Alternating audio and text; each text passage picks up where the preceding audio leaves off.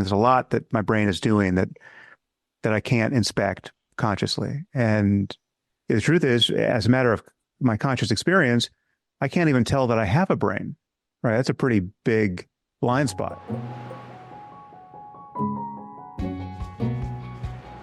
In this episode of Insights at the Edge, my guest is Sam Harris. And I am so pleased to have this opportunity, Sam, to talk with you.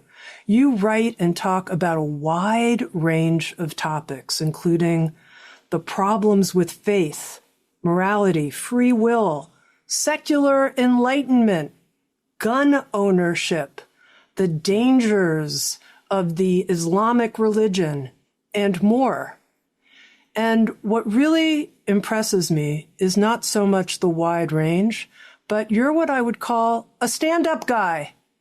You stand up for your convictions and you speak to them truthfully from your experience, from your knowing, and I really respect that. And I'm really excited to have this conversation with you. Let me just tell you a little bit more about Sam. He's the author of 5 New York Times bestsellers, neuroscientist, philosopher, host of the widely acclaimed Making Sense podcast, and he's the creator of the Waking Up app for people who want to learn to meditate in a modern scientific context. Sam, welcome. Thank you. Thank you. It's great to meet you. Happy to be here. Wonderful to meet you too. I'm surprised that it's taken so long for our life paths to converge for right here, this moment, but I'm so happy that we're on. Okay. Yeah. Well, I heard your voice somewhere. I think it was probably on your own podcast, and I thought, this is, if ever there was a great podcasting voice, this is a voice I have to meet. So you really, it can't be the first time you've heard this, but you've just got this amazing timeless radio voice. So congratulations. Thank you. Thank you. Came with the body and everything. Yeah. Came with it. So about 10 years ago, I hosted a 23-part interview series called Waking Up. What does it really mean?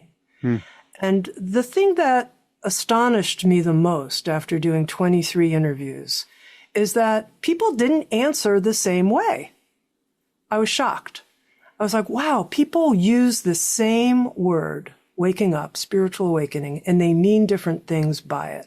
So I wanted to start there and hear precisely what Sam Harris means by waking up. Yeah, well, it can mean a few things. I think the center, the bullseye for me, and this is really the direct influence of the nondual teachings in Buddhism and the Indian tradition on me. This is really Dzogchen and Advaita. It's not that those two schools think they teach precisely the same thing, but I basically think they do. Albeit the methods are different. But I think the goal is the same, and the goal is really to recognize that the sense of self, the sense that there's a subject in the middle of experience, that to whom experience refers, that there's an I that is appropriating experience. It's not identical to experience, but it's kind of on the edge of it or in the middle of it.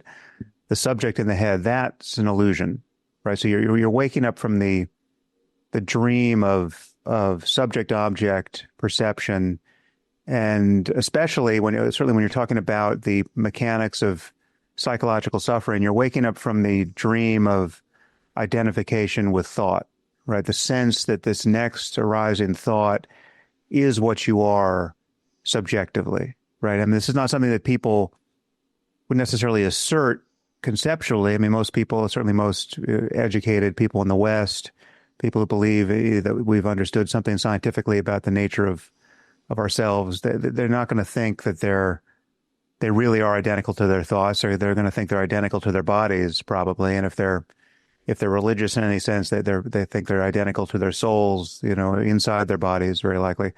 But there's this sense of feeling identical to thought that really is the default state for most of us. The thoughts sneak up upon us unawares, and they inhabit us.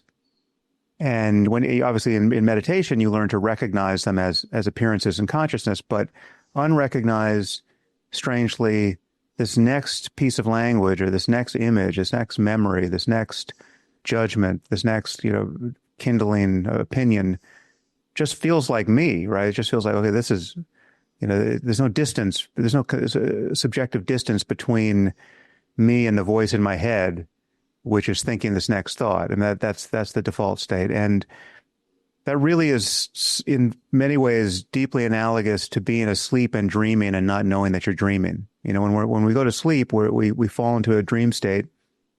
I think the most remarkable thing about dreams is that we're totally unsurprised to suddenly find ourselves in this new condition, right? You're safely in your bed, you fall asleep, and then however many minutes later, in subjective time, it's more or less instantaneous, you're somewhere else. You're surrounded by other people you've never met, or famous people, or dead people, and unless it's a lucid dream, unless you have some reality testing going on that links it to your waking state, the most remarkable thing is that we don't even notice this transition. I mean, we have no sense that the laws of physics have been suspended for us, that our psychological continuity has been interrupted. We're just ready to feel that we are this subject in the next circumstance. And something like that happens with thought more or less every moment of our waking lives. We just are borne away by this voice in our heads or by this stream of imagery, and it totally defines our sense of being in the world. I mean, if you think a thought of self-hatred, or you think a thought of regret, or you think of the person who died, who you deeply miss, if you have no perspective on those thoughts, all of a sudden that is you. That is your emotional state. That is your life. And it's very strange that thought has this kind of power over us. I'm not saying that thought is something we want to get rid of. Obviously, thought is quite necessary for our functioning as human beings, but it is the mechanism that delivers virtually all of our psychological suffering, and meditation offers a way to break that spell. Sam Harris is not the thinker. You're waking up from something. I get that, from identification with thought and with being the thinker. So there's a waking up from, but what about the waking up to? What do you discover you are? How would you language that? Well, I tend to use the word consciousness or awareness. I use those as synonyms for what remains when you're not shattering experience with concepts, right? So there really is just consciousness and its contents. And the contents are, in some basic sense, indivisible from consciousness itself, right? This is a very traditional view in Advaita or in Dzogchen or in Mahamudra or even Zen. I mean, any non-dual school would give you some version of this, where you have this condition that is the basis of all experience, all subjectivity. The feeling that it's like something to be what you are is consciousness. And this would be no less true even if you were radically confused about everything. I mean, even if this is all a dream, even if this is all an illusion, even if nothing is as it seems, there is this seeming, there is this experience of something, and for lack of a better word, many of us call that consciousness or awareness. And everything you can experience is appearing in that space. And I should be clear, I'm not making any metaphysical claims about this. I'm not saying that that consciousness is the foundation of all reality, that that it preceded the Big Bang. I'm not saying that insight into non-duality teaches you anything about cosmology, right? It clearly doesn't, right? So I think we can bracket all of those metaphysical questions about how consciousness relates to the brain or the physical universe. Those are very interesting. I get they're consequential for certain questions, and we haven't figured all of that out yet, obviously, but it really doesn't matter for the claims I'm making about the possibilities of experience and about the nature of human suffering. So you can bracket the metaphysics. I'm happy to talk about it if it interests you, but I just want to be clear that I am talking about the nature of experience and what can be realized from the first person side if you simply pay close attention to what it's like to be you. Right. But here's where I'd love to understand a little bit more from your perspective. Mm. In the waking up process, there's this discovery of consciousness or awareness that isn't touched by the contents that come and go. And yet you're over there, wherever you are. What geography are you in? I'm over here. We have different experiences, perspectives. There's a uniqueness of Sam Harris, the stand-up guy that I mentioned, and Tami Simon with the radio voice. How do you understand that? Well, I think that it's obvious that the consciousness of contents and our minds is these phenomena are in some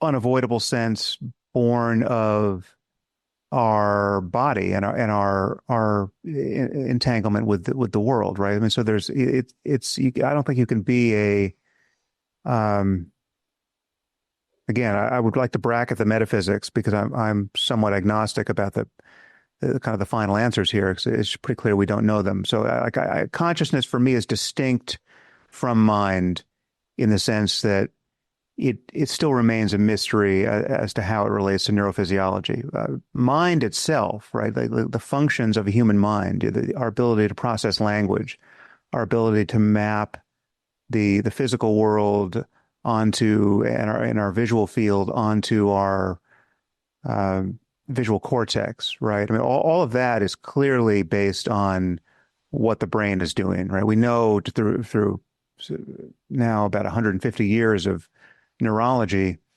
and emerging neuroscience and psychology that the mind as such isn't independent of the brain, right? So that's just so the information processing of the brain really is creating a lot of the phenomenon that we can be conscious of, right? So that this is again, slightly confusing, but I would hold consciousness itself aside, the fact that it's like something to have a mind, the fact that it's like something to be what you are, I would hold that aside as still a remaining mystery. But as to the phenomenon, what it's like to be you is powerfully dependent upon you as a physical system over there, wherever you are, right? And so it is for me, right? So the fact that I don't wake up with your memories and you don't wake up with mine, that's not a mystery from my point of view. I mean, your memories are encoded in the neural substrate of your brain, right? Now, whether we could copy them onto the hard drive of some future computer, that's an open question, right? This is all interesting, and questions about progress in AI come here, and if in fact consciousness is just an emergent property of information processing on some level, well, then questions of conscious AI will one day be something we have to entertain, but again, that's still not yet known. So from my point of view, consciousness itself is in some ways deeply impersonal, because the thing that would make it personal is the specifics of its contents, right? My consciousness is, I would imagine, totally identical to yours, except for the fact that over here, it's populated by my memories and my pains and pleasures, my attitudes, etc. So, and that again is not a mystery, because the only place, but my particular pain in my knee can appear is over here where my knee is, right? And in the nervous system that is, mapping the inputs to my knee, in the physical, in the cortex of my brain, right? So, and it certainly seems that not every part of the human brain is producing